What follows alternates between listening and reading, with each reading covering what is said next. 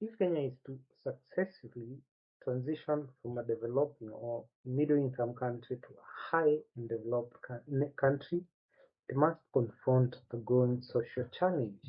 That's the increasing rates of broken, unstable, and dysfunctional families.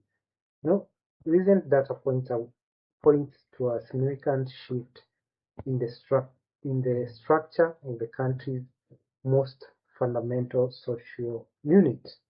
According to the Kenya Vital Statistics Report in 2024, released by the Kenya National Bureau of Statistics, or KNBS, in July. This report was released in July 2025.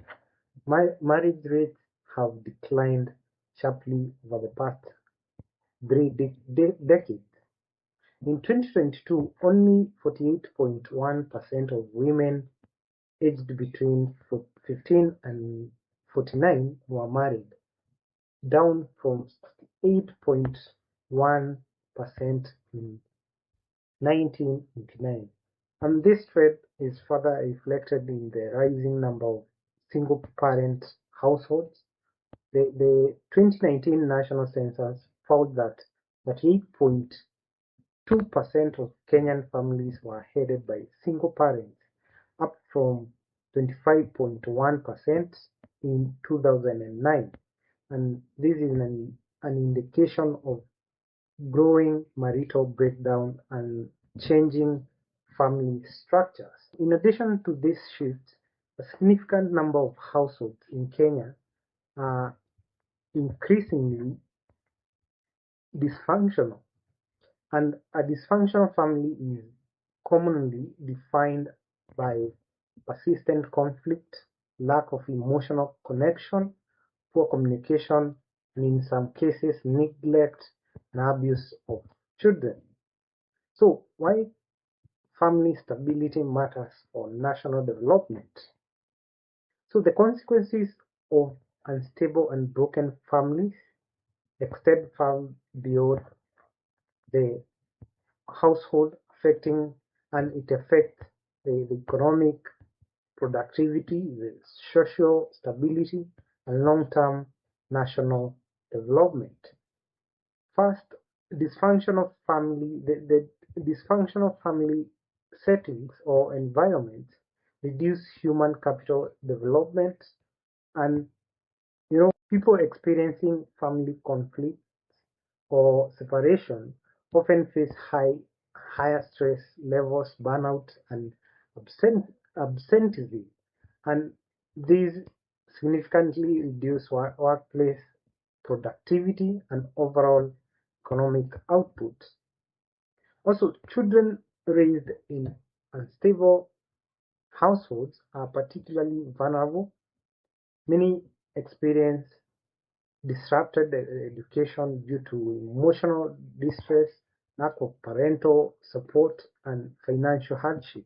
And this can lead to lower academic achievement, increased school dropout rates, and reduced skill acquisition. This ultimately weakens our future labor force.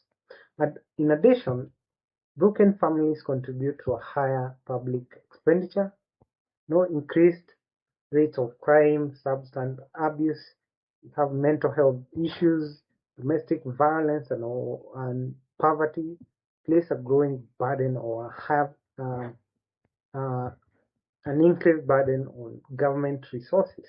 As a result, more public funds are redirected toward healthcare, social welfare programs, education support, and rehabilitation programs, and which limits investment in long-term development projects. Instead of government channeling these funds to long-term development projects, we now have to deal with social issues and healthcare problems and educational problems connected to or related to or which are caused by broken and dysfunctional families.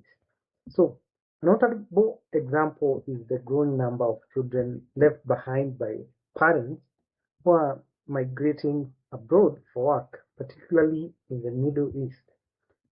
The prolonged parental absence can result in emotional distress, weakened supervision, and increased vulnerability to risky behaviors, including substance abuse and criminal activity. So we have seen many children who have been left behind by their parents, especially the, the female parent, and these children often fall to substance abuse, and their lives are eventually their lives are destroyed because of lack of parenting or lack of care or lack of that parental care. So economically, stable families also play a key role in driving consumption and growth. And young families contribute significantly to demand in housing, education, healthcare, and consumer goods markets. So disruptions in family stability can therefore weaken local economies and also increase financial insecurity and contribute to unemployment that we are seeing in our country. So another point is that family instability undermines capital accumulation at the household level. No conflict, separation, and financial strain, divorce, these reduce savings for households. They limit investment in education and skills and also erode long-term wealth building capacity. And this may end up weakening the broader economic productivity and slows national development. So what are the proposed or what are the solutions? So what are the solutions to this issue? So I've, as I have as shown in the title of this video, for us to fix the economy of Kenya, we have to fix broken and dysfunctional families in the country. So addressing family instability requires coordinated action across government and communities and institutions. And one of the solutions is that government agencies and faith-based organizations, the church, and community groups should collaborate to strengthen family life or to strengthen families by promoting healthy relationships and communication skills and responsible parenting. And special focus should be placed on reducing unplanned and unwed or early childbearing. So second, Kenya should integrate accessible premarital and marital counseling services into its public systems, such as hospitals and all the Huduma centers, to provide early intervention and ongoing support for couples.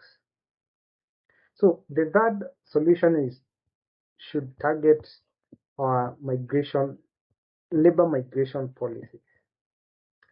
Now, labor migration policies should be reviewed to reduce family separation and child neglect. Whereas migration is necessary, stronger child protection frameworks should ensure that the children's emotional and developmental needs are safeguarded. So the fourth one is that we should have financial literacy programs that should be implemented to equip young couples with budgeting, saving, and investment skills. And encouraging emergency savings and insurance coverage can also help families withstand economic shocks. Finally, we should have targeted social assistance programs such as food support and financial aid especially for vulnerable households. And this may help us to reduce poverty-driven or families or relationship stress, like which eventually leads to separation or divorce and neglect of our children. So family stability is not only a social concern, it's an economic imperative, and strengthening the family unit is one of the most effective long-term strategies for building a productive, stable, and prosperous Kenya. So that's for today. My name is David. See you in the next video.